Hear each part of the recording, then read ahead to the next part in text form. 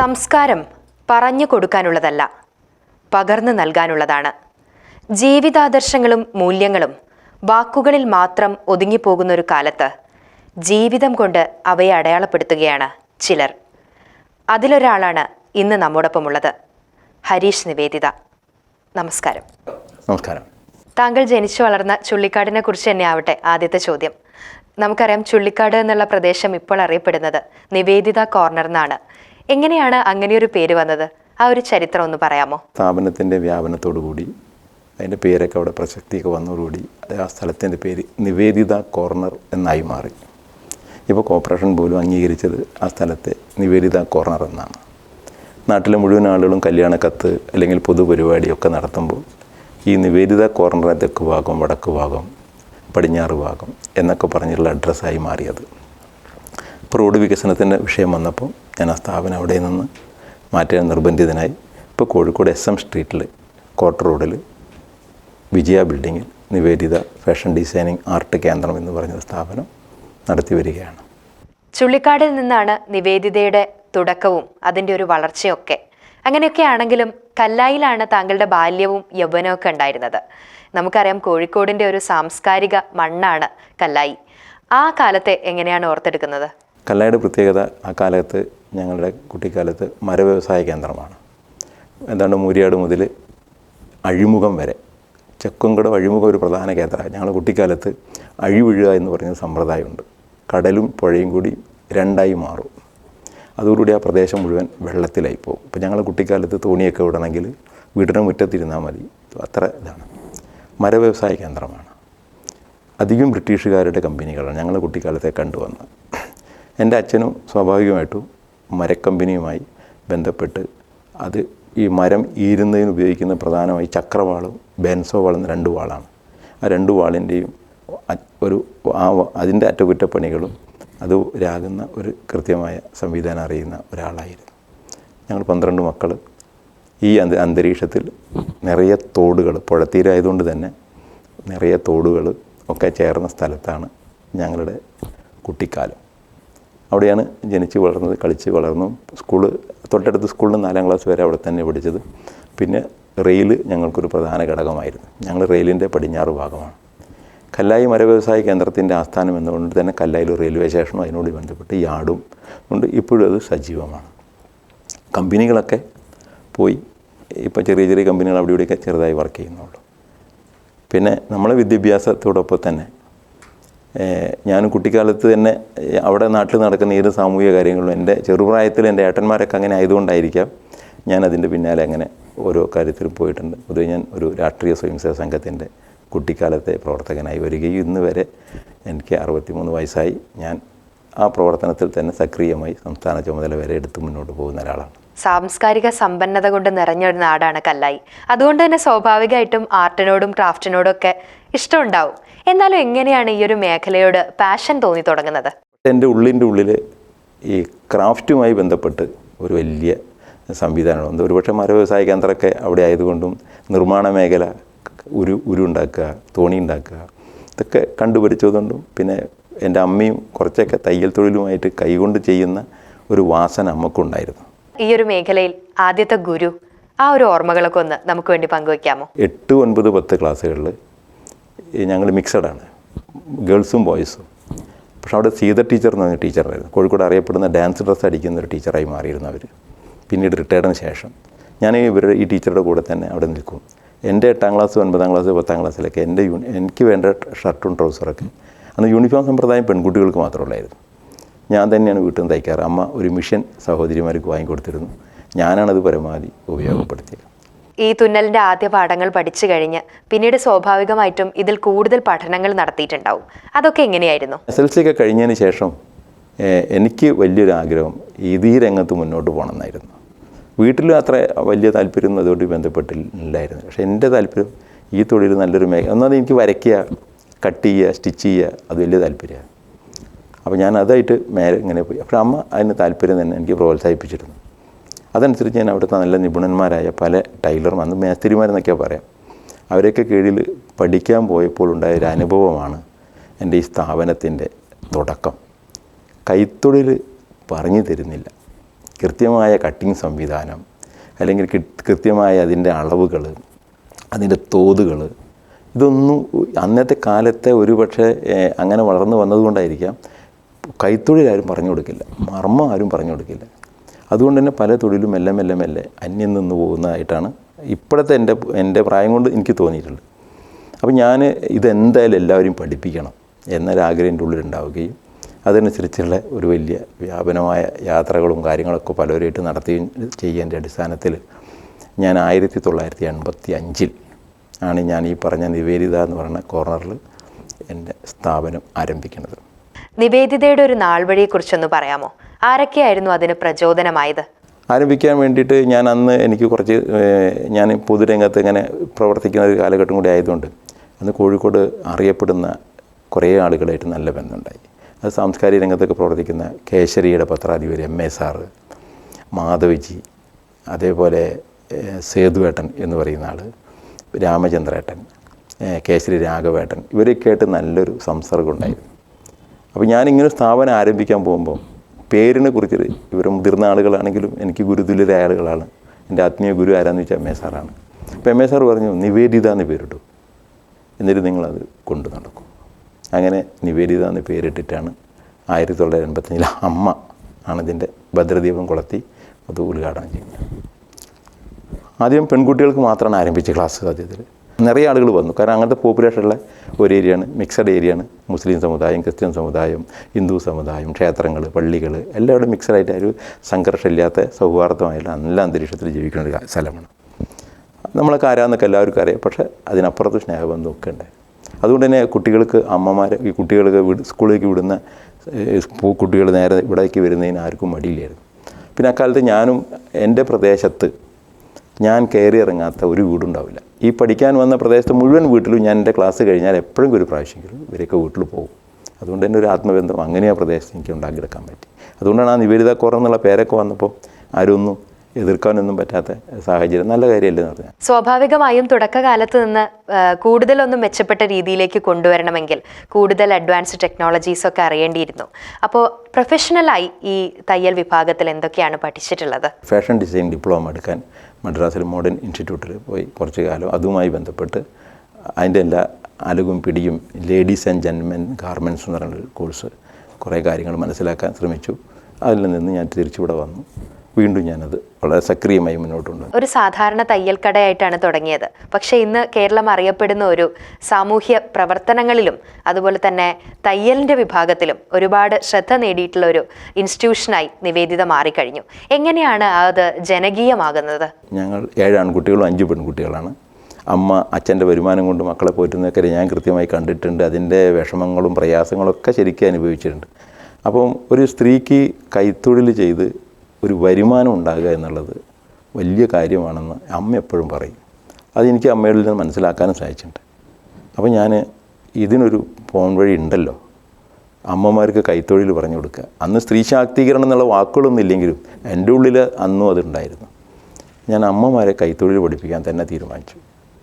അപ്പോൾ അതിൽ ഞാൻ വളരെ മുൻഗണന കൊടുത്തുകൊണ്ട് അമ്മമാരുടെ എണ്ണമാണ് വർദ്ധിച്ചു വന്നത്. പിന്നെ ഈ രംഗത്തേക്ക് മെല്ലെ മെല്ലെ ആൺകുട്ടികൾ വരുന്നതും മാറി, കാരണം അതിന് റെഡിമെയ്ഡ് സിസ്റ്റങ്ങളും കാര്യങ്ങളൊക്കെ വന്നുകൊണ്ടായിരിക്കാം എന്ന് ഞാൻ വിചാരിക്കുന്നു. ഒക്കെ അത് കിട്ടാനുണ്ട്. എൻ്റെ ഇൻസ്റ്റിറ്റ്യൂട്ടിലേക്ക് പല ഭാഗത്തുനിന്ന് ആൾക്ക് വരാൻ പറ്റാത്തൊരു സാഹചര്യമുണ്ട്.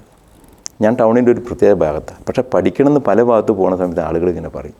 അപ്പോൾ ഞാൻ ഇതിന് ആലോചിച്ചു, ഇതിനെന്താ ഒരു പോം വഴിയുള്ളത് എല്ലാവരും പഠിപ്പിക്കാൻ. അപ്പോൾ ഞാനൊരു തീരുമാനമെടുത്തു.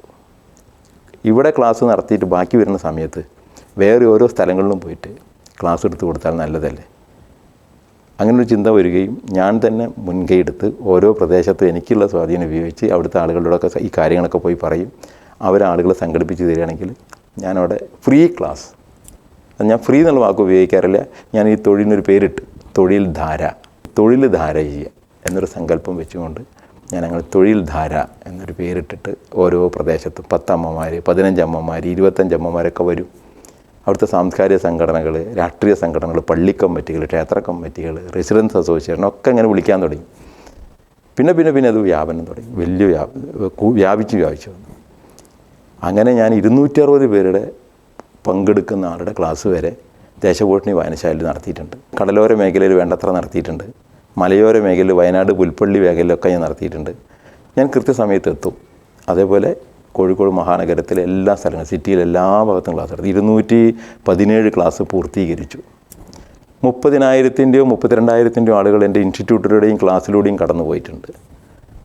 ആയിരക്കണക്കിന് അമ്മമാർ വീട്ടിലിരുന്ന് തയ്യൽ തൊഴിൽ ചെയ്തിട്ട് അവർ സംതൃപ്തരാണ്. 100 കണക്കിന് അമ്മമാർ, സഹോദരിമാർ കടകളിൽ ജോലി ചെയ്യാൻ പോകുന്നുണ്ട്.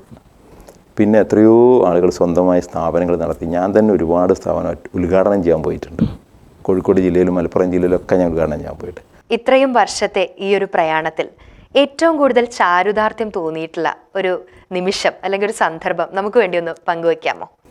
അതിലെടുത്ത് പറയാൻ പറ്റുന്ന ഒരു നല്ല സന്തോഷം എന്ന് വെച്ച് കഴിഞ്ഞാൽ, ആൺകുട്ടികളെ പഠിപ്പിച്ച കാലത്ത് ഈ കുറേ ആൺകുട്ടികൾ പഠിക്കാൻ വരുന്നൊരു ആ കാലത്ത് അതിലേറ്റവും കൂടുതൽ വന്നത് ഈ പള്ളികളിലെ ഉസ്താദുമാരാണ്. അത് കാരണം അവർ രാവിലത്തെ അവരുടെ മദ്രസ ക്ലാസ് കഴിഞ്ഞാൽ അവർ ഫ്രീയാണ്. പിന്നെ ഉച്ചക്കത്തെ ഭക്ഷണം അവർക്ക് വീട്ടിൽ നിന്ന് കിട്ടും, ആരെങ്കിലും കൊണ്ടു കൊടുക്കും, അത് കഴിച്ച് അവർ കിടന്ന് വൈകുന്നേരം പിന്നത്തെ ഇതാണ്. അപ്പോൾ അവർക്ക് ഒരു കൈത്തൊഴിൽ പഠിച്ചാലും എന്ന് ആദ്യം കുറച്ച് ആളുകളുടെ കല്ലായി ഭാഗത്തു നിന്നൊക്കെ വന്നു. പക്ഷേ പിന്നെ അവരുടെ പ്രവർത്തനം കൊണ്ടാണെന്നറിയില്ല, അവരുടെ പ്രചരണം കൊണ്ടാണെന്നറിയില്ല, കോഴിക്കോട് ജില്ലയിലെ എല്ലാ മദ്രസകളിലെ അധ്യാപകന്മാരും, ഞാനൊരു 300-310 മദ്രസ അധ്യാപകരെ ഞാൻ ടൈലറിങ് കട്ടിങ് പഠിപ്പിച്ചിട്ടുണ്ട്. അതിൽ പല ആളുകളും പിന്നീട് അവരുടെ ആ മദ്രസ ഉപജീവന മാർഗം ചെറുതായി കിട്ടുള്ളൂ, അത് മാറ്റിയിട്ട് അവർ ഈ തൊഴിലിനെ കൈത്തൊഴിലായി ജീവിതത്തിൻ്റെ മാർഗമായി സ്വീകരിച്ചിട്ട് അവരിന്ന് ഗൾഫ് കൺട്രിയിൽ ജോലി ചെയ്യുന്നവരും സ്വന്തമായി സ്ഥാപനം നടത്തുന്നവർ കോഴിക്കോടുണ്ട്. വലിയൊരു സന്തോഷം എനിക്കുണ്ടായിട്ടുണ്ട്. ജീവിത ആദർശങ്ങളും മൂല്യങ്ങളും ഒക്കെ വെറും വാക്കുകളിൽ ഒതുങ്ങിപ്പോകുന്ന ഒരു കാലഘട്ടത്തിലാണ് നമ്മൾ ജീവിക്കുന്നത്. പക്ഷേ താങ്കളുടെ ജീവിതം എടുക്കുകയാണെങ്കിൽ ജീവിതത്തിൽ തന്നെ താങ്കൾ അത് പകർത്തിയിട്ടുണ്ട്.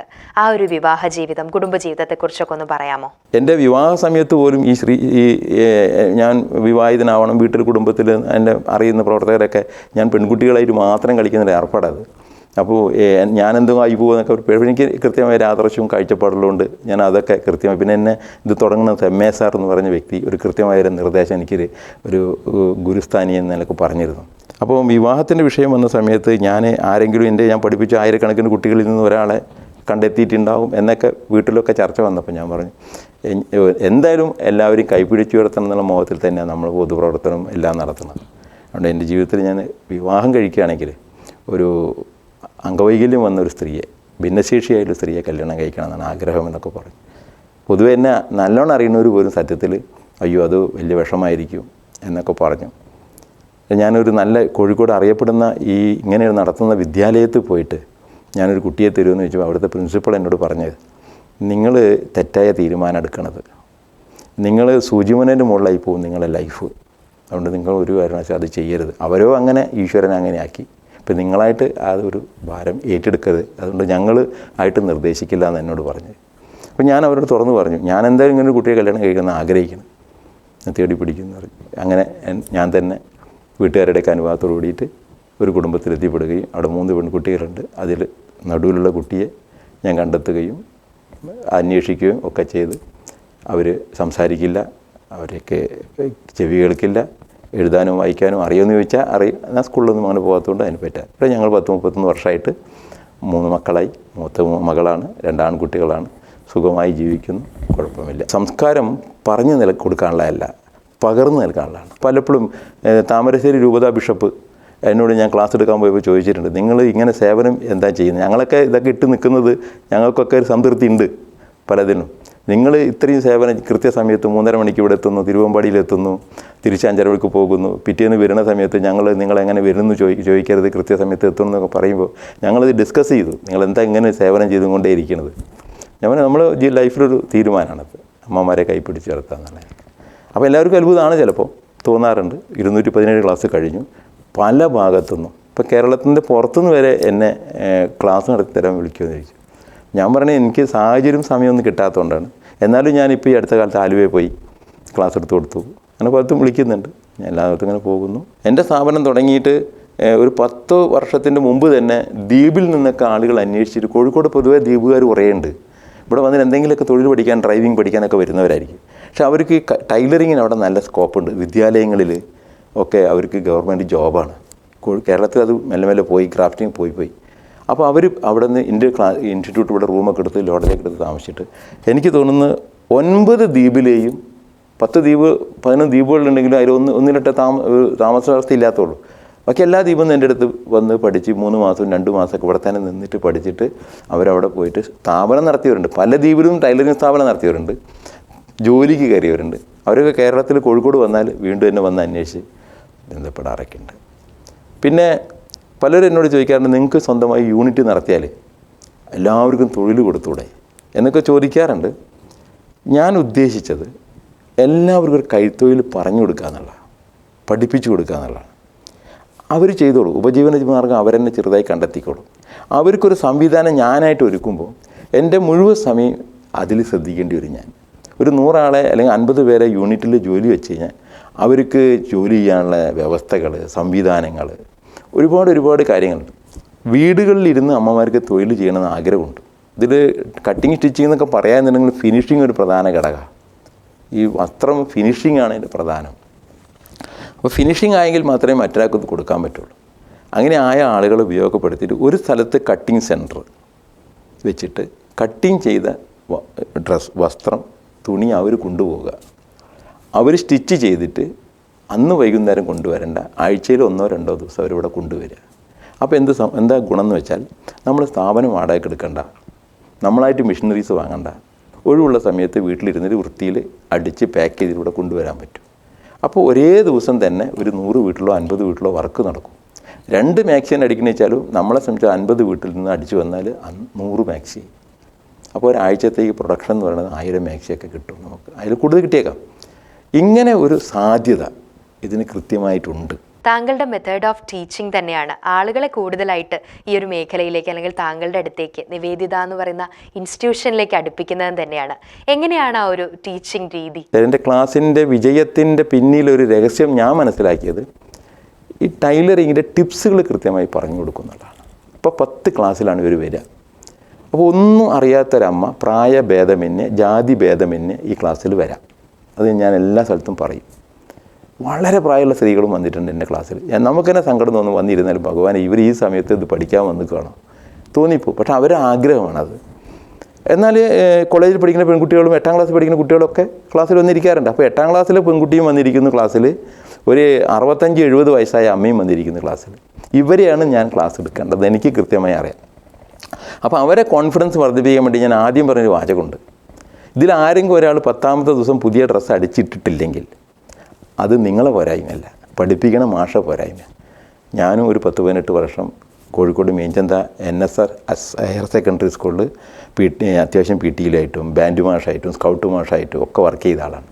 അപ്പോൾ 1ാം ക്ലാസ് മുതലോ അല്ലെങ്കിൽ LKG മുതലോ ഹയർ സെക്കൻഡറി ക്ലാസ് വരെയുള്ള ക്ലാസ്സിൽ കയറി ഇറങ്ങാൻ പറ്റാറുണ്ട് എനിക്ക്. അപ്പോൾ എങ്ങനെ കുട്ടികളെ ഒരുമിച്ച് കൈകാര്യം ചെയ്യാതെ എങ്ങനെ കാരണം ഇയാൾക്ക് മനസ്സിലാവില്ല, മറ്റാൾക്ക് മനസ്സിലാവില്ല. പക്ഷേ അയാൾക്കും മനസ്സിലാവണം, ഇയാൾക്കും മനസ്സിലാവണം. അപ്പോൾ അവിടെ ഏത് രീതി നമ്മൾ സ്വീകരിക്കണം, അതെൻ്റെ പഠിപ്പിച്ച അനുഭവത്തിലൂടെ ഞാൻ തന്നെ സിലബസൊക്കെ ഉണ്ടാക്കിയിട്ടുണ്ട്.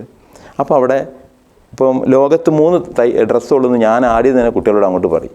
അത് എൻ്റെ അനുഭവത്തിൽ ഞാൻ പറയണം. വേറെ ചില ടൈലർമാർ മാസ്റ്റർമാരൊന്നും അംഗീകരിച്ചോളുന്നില്ല അതൊന്നും. പക്ഷേ ഞാൻ അവരോട് പറയും 3 ഡ്രസ്സുള്ളൂ ലോകത്ത്. അപ്പോൾ ഞാനത് വിവരിക്കും. അരഭാഗത്തിന് മുകളിലേക്കുള്ള ഡ്രസ്സ്, അരഭാഗത്തിന് താഴോട്ടുള്ള വസ്ത്രം, ഇത് രണ്ടും കൂടി ചേർന്ന ഡ്രസ്സ്. ഇതേ പൊതുവേ ഉള്ളൂ. പിന്നെ 4ാമത്തുണ്ട് ബോയിലർ സൂട്ട് എന്നൊക്കെ പറഞ്ഞ് ഇതും കൂടി ചേർത്ത് ഒക്കെ ഇടുന്നുണ്ടാവാം. അപ്പോൾ ഈ 3 വസ്ത്രത്തെ നമ്മൾ തരംതിരിച്ചിട്ട് ഇതിനെ single piece cutting, 2 piece cutting, 3 piece cutting എന്നൊക്കെ പറഞ്ഞിട്ട് ഞാനിങ്ങനെ തരംതിരിക്കും. അപ്പോൾ അവർക്കത് വളരെ എളുപ്പമായി തോന്നുകയും ഞാൻ അതിൽ ചെറിയ അളവുകൾ ഇങ്ങനെ പറഞ്ഞ് പിന്നെ അളവിൻ്റെ എണ്ണം കൂട്ടി ആദ്യത്തെ ക്ലാസ്സിൽ ഒരു പക്ഷേ 5 അളവേ ഉണ്ടാവുള്ളൂ. പക്ഷേ പിന്നെ വരുമ്പോൾ 18 സാരി ബ്ലൗസ് എത്തുമ്പോൾ ഞാൻ 18 അളവിലേക്ക് എത്തിക്കും. അപ്പോൾ അവർക്ക് തന്നെ അറിയാതെ 18 അളവും സ്ഥാനങ്ങളും പഠിപ്പിക്കും. പുസ്തകം എല്ലാവരും കൊണ്ടുവരും. പക്ഷേ ഞാൻ പുസ്തകത്തിൽ കാണാൻ പാടില്ലാത്ത ചില കാര്യങ്ങൾ അവരോട് പറയും. പറയുമ്പോൾ അവരോട് ഞാൻ മുർദാവിൽ എഴുതി വെക്കണം എന്നാണ് പറയാം. അപ്പോൾ മുർദാവിൽ എഴുതി വെക്കണം എന്ന് വെച്ചാൽ അവരുടെ കോൺഫിഡൻസ് ഒന്നും കൂടി വർദ്ധിക്കും. അപ്പോൾ ഞാൻ പറയും, വെറുതെ പറയും, ഇപ്പോൾ നിങ്ങൾ അളവ് എടുത്തു, ഈ അളവ് മാർക്ക് ചെയ്യുമ്പോൾ സ്ഥാനങ്ങൾക്ക് മാറ്റില്ല, അളവുകൾക്ക് മാത്രമേ മാറ്റം ഉണ്ടാവുള്ളൂ. അപ്പോൾ അവർക്ക് പെട്ടെന്ന് പിടികിട്ടില്ല. ഞാൻ രണ്ടാമത് വീണ്ടും വിവരിക്കും. ഇപ്പോൾ ഷോൾഡർ എവിടെയാണ് വരിക, അപ്പോൾ എല്ലാവർക്കും ഷോൾഡർ എവിടെയാണ് വരിക, എല്ലാ ഡ്രസ്സിനും ഷോൾഡർ എവിടെയാണ് വരിക. പക്ഷേ ആളുകൾക്കനുസരിച്ചിട്ട് ഷോൾഡറിൻ്റെ അളവ് മാറും. ഒരേ ആൾക്ക് തന്നെ മാക്സി അടിക്കുന്ന ഷോൾഡർ വേണ്ട ചുരിദാറിൻ്റെ ഷോൾഡർ, ചുരിദാറിൻ്റെ ഷോൾഡർ വേണ്ട സാരി ബ്ലൗസിൻ്റെ ഷോൾഡർ, ആളൊന്നു തന്നെയാണ്. അപ്പോൾ അവർക്കും കാര്യം മനസ്സിലാവും. ഓ, മാക്സിൻ്റെ ഷോൾഡർ വേണ്ടല്ലേ ചുരിദാറിന്, ചുരിദാറിൻ്റെ ഷോൾഡർ വേണ്ടല്ലേ ബ്ലൗസിൻ്റെ ഷോൾഡർ. അപ്പോൾ ഇതെന്താ അങ്ങനെ വരാൻ കാരണം? ഇതിൻ്റെ കാര്യകാരണങ്ങൾ കൃത്യമായി വിവരിച്ചു കൊടുക്കും. അത് ബോർഡിൽ വരയ്ക്കും, അവർ ബോർഡിൽ എഴുതും, വരയ്ക്കും. ആ ബോർഡിൽ എത്ര ആളായിരുന്നു, 100 ആളനുസരിച്ച് ഞാൻ ഓരോരുത്തർക്കും പോയി നോക്കി തിരുത്തിരുത്തും. അത് സംഘാടകരോട് ഞാൻ ആദ്യമേ പറയും, മേശയും ഡെസ്കൊക്കെ ഇട്ടാൽ എനിക്ക് പോയി വന്ന് നോക്കാനുള്ള സൗകര്യം ഉണ്ടാവണം. വലിയ പന്തലൊക്കെ ഇട്ടിട്ട് ക്ലാസ് നടത്തിയിട്ടുണ്ട്. വലിയ യൂണിവേഴ്സിറ്റിയിലൊക്കെ വലിയ പന്തലിട്ടിട്ട് പറമ്പിൽ ക്ലാസ് നടത്തിയിട്ടുണ്ട്. അപ്പോൾ അവരവരുടെ സംഘാടകരുടെ സാമർത്ഥ്യം. ഈ ക്ലാസ് പോയി നോക്കിക്കഴിഞ്ഞാൽ അവർ കഴിഞ്ഞാൽ എല്ലാവർക്കും മേശേൻ്റെ മുകളിൽ വരയ്ക്കാനുള്ള അനുവാദമുണ്ട്. ആ വരച്ച് കഴിഞ്ഞാൽ എല്ലാം പോയി നോക്കിക്കഴിഞ്ഞാൽ രണ്ടാമത്തെ സിസ്റ്റം അവർക്ക് എന്തെങ്കിലും സംശയം ഉണ്ടെന്ന് ചോദിക്കാം. ആ സംശയം കൂടി തീർത്ത് കഴിഞ്ഞാൽ ഒരാൾ ചോദിച്ചാൽ മതി, 100 ആൾക്ക് ആ സംശയം ക്ലിയർ ആക്കാൻ കിട്ടും. അത് കഴിഞ്ഞാൽ ന്യൂസ് പേപ്പർ എല്ലാവരും കൊണ്ടുവരണം. ആ ന്യൂസ് പേപ്പർ തുണി എങ്ങനെ മടക്കണം, തുണി എങ്ങനെ വേസ്റ്റ് ആവാതെ കട്ട് ചെയ്യണം, കൈ എവിടെ കിട്ടും. ഇപ്പോൾ ബ്ലൗസിന് എല്ലാ ബ്ലൗസിനും ഒരേ സ്ഥലത്ത് തന്നെ കൈ വെട്ടിയാൽ മതി. ഇന്ന് ഇവിടെ വെട്ടി, നാളെ വേറെ സ്ഥലത്ത് വെട്ടി, ഇങ്ങനെ അറിയാതെ പറഞ്ഞു കൊടുക്കൊണ്ടാണ് പലരും പല മര്യാദയിൽ പോണത്. അപ്പോൾ നമ്മൾ ആ സിസ്റ്റമൊക്കെ പഠിപ്പിക്കും. അപ്പോൾ അവർക്ക് ഭയങ്കര ഒരു ആത്മവിശ്വാസം വരും. അങ്ങനെ ഓരോ ഡ്രസ്സും അവർ കഴിഞ്ഞ് നമ്മൾ പേപ്പർ കട്ടിങ് കഴിഞ്ഞാൽ നോട്ട്സും കൂടി കൊടുക്കും. നോട്ട്സ് എഴുതി കഴിഞ്ഞാൽ അവർക്ക് സന്തോഷമായി. ഒരു ദിവസം ക്ലാസ് ഉണ്ടെങ്കിൽ പിറ്റേ ദിവസം ക്ലാസ് ഇല്ല. അത് അവരുടെ ഹോംവർക്ക് ഡേ ആണ്. അപ്പോൾ ഇതെങ്ങനെ വെട്ടിയിട്ട് തുണിയിൽ കൊണ്ടുവരണം എന്നുള്ളതാണ് അവരുടെ ഹോംവർക്ക്. അപ്പോൾ അവർക്കത് വെട്ടിക്കൊണ്ടുവന്നേ മതിയാകും. ക്ലാസ്സിൽ ലീവ് എടുക്കാനും പറ്റില്ല. അപ്പോൾ സ്വാഭാവികമായിട്ട് അവർ വീട്ടിൻ്റെ അടുത്തുള്ളവർ ഒരുമിച്ച് ചേരും. അതൊരു കൂട്ടായ്മയാണ്. അവരുടെ ഒരു പരസ്പര ഏകീകരണമൊക്കെ ഉണ്ടാവും. അവിടുന്ന് അവരെല്ലാവരും കൂടി ഒരുമിച്ചിരുന്ന് കട്ട് ചെയ്യുന്നുണ്ടാവും. ഒക്കെ ചെയ്തിട്ട് പിറ്റേന്ന് രാവിലെ ഉച്ചയ്ക്ക് ക്ലാസ്സിൽ അതാദ്യം മേശപ്പുറത്ത് വെച്ചിട്ടുണ്ടാവും. ഞാൻ ഫുള്ളായി അതൊക്കെ നോക്കി തെറ്റൊക്കെ തിരുത്തി കൊടുത്തു. അവർക്കും സന്തോഷം. ഓരോരുത്തർക്ക് പോയി നോക്കുമ്പോൾ തെറ്റ് തിരുത്തി കൊടുക്കുമ്പോൾ ഒക്കെ അത് കഴിഞ്ഞ് സ്റ്റിച്ച് ചെയ്യുന്ന മെത്തേഡ് പറഞ്ഞു കൊടുക്കും. ഇത് കട്ട് ചെയ്യാൻ ഇത്രയാണ് സമയം, ഇത് സ്റ്റിച്ച് ചെയ്യാൻ ഇത്രയും സമയം. അപ്പോൾ അവർക്ക് അതൊന്നും കൂടി വളർത്തിക്കും. ഇപ്പം എൻ്റെ ക്ലാസ്സിൽ ഞാൻ പറയും 10 മിനിറ്റാണ് ബ്ലൗസ് കട്ട് ചെയ്യാനുള്ള മാക്സിമം ടൈം. കട്ട് ചെയ്യാനുള്ള സ്റ്റിച്ച് ചെയ്യാൻ മാക്സിമം 25 മിനിറ്റാണ്. അത് 20 മിനിറ്റ് കൊണ്ട് അടിക്കുന്നവരുണ്ടാവാം. അപ്പോൾ ഞാനത് അവർക്ക് സംശയമുണ്ട്, 25 മിനിറ്റ് കൊണ്ട് സാരി ബ്ലൗസ് അടിക്കാൻ പറ്റും. അപ്പോൾ ഞാൻ തന്നെ ഒരു മെഷീൻ അവിടെ ഉണ്ടെങ്കിൽ ഞാൻ അടിച്ച് കാണിച്ചു കൊടുക്കും. അപ്പോൾ അവർക്ക് കൃത്യമായി 5 മിനിറ്റ് എടുത്തില്ലല്ലോ കട്ട് ചെയ്യാൻ, 20 മിനിറ്റ് കൊണ്ട് ബ്ലൗസ് അടിച്ച് കഴിഞ്ഞല്ലോ. അപ്പോൾ അവർക്കും ഇത് മനസ്സിലായതുകൊണ്ട് അവരും ആ ശ്രമം നടത്തും. ഇനി എന്താണ് താങ്കളുടെ അല്ലെങ്കിൽ നിവേദിതയുടെ ലക്ഷ്യങ്ങൾ? ഇപ്പം എനിക്കൊരു ലക്ഷ്യങ്ങളുണ്ട്. ആ ലക്ഷ്യം സ്വാർത്ഥതയായിരിക്കാം ചില, പക്ഷേ ഇപ്പോൾ 40-ാം വർഷം വരാൻ പോകുന്നു. 39 വർഷമായി. അടുത്ത വർഷം നടത്തണമെന്ന് ആഗ്രഹമുണ്ടെങ്കിൽ ഞാൻ ഒറ്റയ്ക്ക് തന്നെ നടത്താറ്. വാർഷികം ഭൂമിക്കടിയിൽ നിന്ന് പ്രവർത്തിക്കണം എന്നാണ് ഞാൻ പഠിച്ചിട്ടുള്ള ആദർശം. അതുകൊണ്ട് എൻ്റെ സ്ഥാപനത്തിന് പരസ്യം തന്നെ പോലും എവിടെയും കാണില്ല. ആളുകൾ അങ്ങനെ പറഞ്ഞിട്ടാണ് ഇതിങ്ങനെ ആയിട്ട് മാറിയിട്ടുള്ളത്. അപ്പോൾ നമ്മൾ ഭൂമിക്കടിയിൽ നിന്ന് കാര്യങ്ങൾ ചെയ്യുക. മുള പൊട്ടിക്കഴിഞ്ഞാൽ പിന്നെ അതിൻ്റെ സ്ഥിതി മാറി. അപ്പം മുള പൊട്ടാതെ പ്രവർത്തിച്ച് സമാപിപ്പിക്കണം എന്ന ആഗ്രഹത്തിലാണ് ഞാൻ പ്രവർത്തിക്കുന്നത്. അതുകൊണ്ട് 40-ാം വർഷം കഴിഞ്ഞാൽ 50-ാം വർഷം ഈശ്വരൻ അനുഗ്രഹിച്ച് നടത്തുമ്പോൾ 1,00,000 ആളുകളെ, സ്ത്രീകളെ കൈപിടിച്ച് ഉയർത്തി എന്ന ചാരിതാർത്ഥ്യത്തോടുകൂടി ഈ സ്ഥാപനത്തെ മുന്നോട്ട് കൊണ്ടുപോകണമെന്നൊരാഗ്രഹമുണ്ട്. ഇപ്പോൾ വാടക കെട്ടിടമാണ്, തീർച്ചയായിട്ടും സ്വന്തമാക്കണം എന്നൊരാഗ്രഹമുണ്ട്. കുറേ ടീച്ചേഴ്സ് ട്രെയിനിങ് കോഴ്സ് നടത്തിയാൽ കേരളത്തിലെ എല്ലാ ഭാഗത്തും ഈ ക്ലാസ് അമ്മമാർക്ക് അവരവരുടെ തൊഴിൽ ചെയ്തു പോകാൻ വേണ്ടിയിട്ട് സാധിക്കുമെന്ന് എനിക്കൊരാഗ്രഹമുണ്ട്. അപ്പോൾ ടീച്ചേഴ്സ് ട്രെയിനിങ് കോഴ്സ് നടത്തണമെന്നൊരാഗ്രഹം എനിക്കുണ്ട്. അതേപോലെ ഈ തൊഴിൽ അന്യം നിന്ന് പോകാതിരിക്കാൻ വേണ്ടിയിട്ട് ചെയ്യാൻ പറ്റുന്ന 3-4 കാര്യങ്ങൾ എൻ്റെ മനസ്സിലുള്ളത്. ഇപ്പോൾ പൊതുസ്ഥാപനങ്ങൾ, ഗവൺമെൻറ് സ്ഥാപനങ്ങൾ, അർദ്ധ സ്ഥാപനങ്ങളിലൊക്കെ നിരവധി ആളുകൾ ജോലി ചെയ്യുന്നുണ്ട്. ശരിക്കും അവർക്കൊക്കെ യൂണിഫോം നിശ്ചയിക്കുന്നത് നല്ലതാണ്. അപ്പോൾ ആ യൂണിഫോം നിശ്ചയിച്ച് കഴിഞ്ഞാൽ അവിടെ 2-3 ആൾക്ക് തൊഴിൽ കിട്ടും. ഇപ്പം മിംസ് ഹോസ്പിറ്റൽ, മെഡിക്കൽ കോളേജ് ഹോസ്പിറ്റലൊക്കെ ടൈലർമാരുണ്ട് ഓൾറെഡി.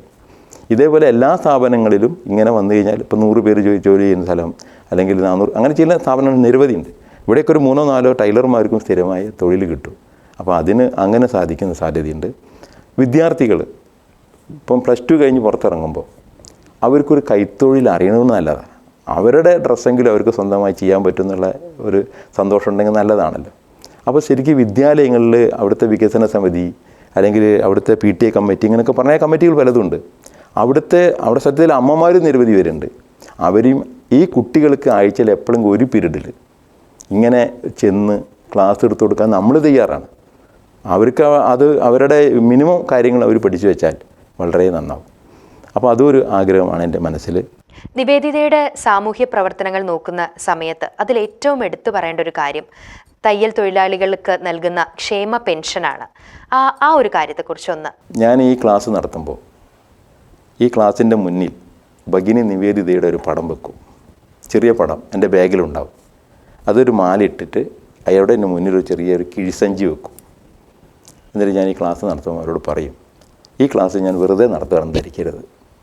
എല്ലാവരും ഇതിൽ 1 രൂപയെങ്കിലും ദക്ഷിണ ഇടണം. അത് വരുമ്പോട്ടാലും കുഴപ്പമില്ല, ക്ലാസ് കഴിഞ്ഞ് പോകുമ്പോട്ടാലും കുഴപ്പമില്ല. അത് ഉള്ളവരിട്ടാൽ മതി. ഞാനിത് എല്ലാ ദിവസവും പറയുകയില്ല. ഈ ദക്ഷിണ ഞാൻ ഈ സമ്പ്രദായം തുടങ്ങുന്നത് കോഴിക്കോട് ജില്ലയിൽ തയ്യൽ തൊഴിൽ ചെയ്തിട്ട് ക്ഷീണിച്ചു പോയ കുറേ ആളുകളുണ്ട്. 50 വർഷം 60 വർഷമൊക്കെ തയ്യൽ തൊഴിൽ ചെയ്യാറുണ്ട്. വലിയ സംഭവമാണ്. ഇന്നാണ് മോട്ടോർ സംവിധാനമൊക്കെ വന്നത്. നേരത്തെയൊക്കെ ചവിട്ടിത്തിരിക്കുക തന്നെയാണ്. അപ്പോൾ അവരൊന്ന് ക്ഷീണിതരാണ്. ഞാൻ അവരെ വളരെ കുറച്ച് പേരെ സെലക്ട് ചെയ്തിട്ട് 13 പേരെ എനിക്ക് ഞാൻ സെലക്ട് ചെയ്ത് അവർക്ക് ഈ ദക്ഷിണ എത്രയുണ്ട് എന്ന് നോക്കും. ഈ ക്ലാസ്സിൽ നിന്ന് കിട്ടിയത് അങ്ങനെ 2 മാസം കൊണ്ട് നടത്തിയ ക്ലാസ്സുകളിൽ ദക്ഷിണ എത്രയുണ്ട് എന്ന് നോക്കിയിട്ട് ഞാനത് വീതം വെച്ചിട്ട് ഒരു കവറിലിട്ടിട്ട് ഈ 12-13 ആളെ വീട്ടിലും ഞാൻ കൊണ്ടു കൊടുക്കും. അതിന് ഞാൻ പേരിട്ടിട്ടുള്ളത് ഗുരുദക്ഷിണ എന്നാണ്. അതിൽ ഇപ്പം 4 ആൾ മരണപ്പെട്ടു. ബാക്കിയുള്ള ആൾക്കിപ്പോൾ ഞാൻ കൊടുക്കുന്നുണ്ട്. പക്ഷേ എണ്ണം വർദ്ധിപ്പിക്കണമെന്ന് പലരും എന്നോട് ചോദിക്കാറുണ്ട്. ഹരിചേട്ടങ്ങൾ ചെയ്യുന്ന ഈ സമ്പ്രദായം ഇന്നാക്കും കൂടി കൊടുത്തൂടെ, അയാൾ വളരെ ക്ഷീണിതനാണ്. അപ്പോൾ ഞാൻ പറയും ഗവൺമെൻറ് സംവിധാനമൊക്കെ ഒരുപാടുണ്ട്. നമ്മളൊരു സംതൃപ്തിക്ക് വേണ്ടി ഈ പഠിക്കുന്ന കുട്ടികൾക്ക് ഒരു ഗുരുത്വം കിട്ടാൻ വേണ്ടി ഇവരൊക്കെ എന്തായാലും ടൈലർമാരായിരുന്നല്ലോ ഒരു കാലത്ത്. അപ്പോൾ അവർ അതിൽ കിട്ടിയതിന് ഞാൻ മനസ്സിലാക്കും സോപ്പ് വാങ്ങുന്നവരുണ്ട്, പാല് വാങ്ങുന്നവരുണ്ട്. അപ്പോൾ അവരൊക്കെ ഒരു മനസ്സിന് സന്തോഷം ഉണ്ടാവും. അത് ഈ ഗുരുത്വം ഇവർക്ക് കിട്ടും. അത് അവർക്ക് കിട്ടിക്കോട്ടെ എന്ന് വിചാരിച്ച് നടത്തുന്ന സമ്പ്രദായമാണ്. അതെനിക്ക് അങ്ങനെ വ്യാപിപ്പിക്കാൻ പ്രയാസം ഉണ്ടാവും. എങ്കിലും വളരെ അർഹതപ്പെട്ടവർക്ക് ഞാൻ കൊടുക്കാറുണ്ട്. എന്തെങ്കിലും ഈ ദക്ഷിണ ഞാൻ എന്തായാലും എൻ്റെ സ്വന്തം കാര്യത്തിന് ഞാൻ ഉപയോഗിക്കാറില്ല. എല്ലാവർക്കും തന്നെ കൊടുക്കുന്ന സംഭവം. ഇതിൻ്റെ ആ ദക്ഷിണ സമ്പ്രദായം ഉദ്ഘാടനം ചെയ്തത് എൻ്റെ ഒരു വാർഷിക ആഘോഷത്തിന് ഇപ്പോഴത്തെ ഗോവ ഗവർണർ ശ്രീധരൻപിള്ള സാറാണ്. ആദ്യമാണ് അദ്ദേഹം വാസുവേട്ടൻ എന്ന് പറഞ്ഞ ഒരാൾക്ക് കണ്ണഞ്ചേരിയിൽ ഈ ദക്ഷിണ ആദ്യമായിട്ട് കൊടുത്തത്. അതിൽ ചില ആളുകൾ എന്നോടിപ്പോൾ പറയാറുണ്ട്, എനിക്കിപ്പോൾ വേണമെന്നില്ല, മക്കളൊക്കെ പ്രാപ്തരായതുകൊണ്ട് തരുന്നുണ്ട്.